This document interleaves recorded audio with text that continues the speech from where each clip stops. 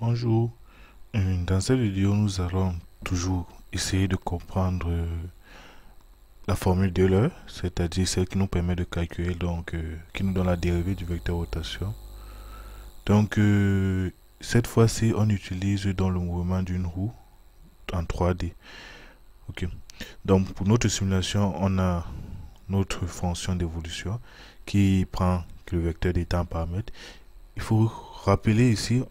Il faut faire cette précision. Ici, notre vecteur d'état a 12 composantes, x, y, z, les angles d'Euler, la vitesse dans le repère du robot, bien sûr, et le repère de la roue cette fois-ci, et le vecteur rotation. Donc, nous allons donc simuler ce système et dépendamment donc de comment est-ce que nous allons entrer les valeurs du vecteur rotation au début de la simulation, nous allons voir ce qu'on obtient. Dans là en haut, vous avez l'inertie de la roue, la matrice inertie. Donc, on lance dans la simulation.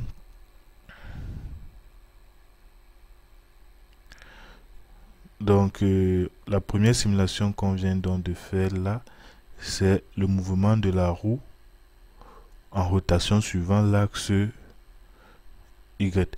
Mais vous pourrez observer à travers l'ombre de la roue le phénomène de possession.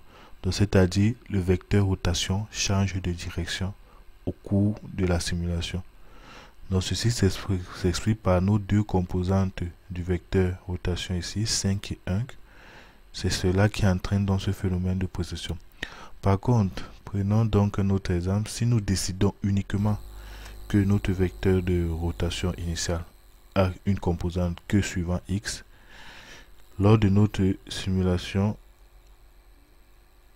on voit rapidement que cette fois-ci, l'ombre est stable et la roue ne tourne que suivant un seul axe et l'axe C.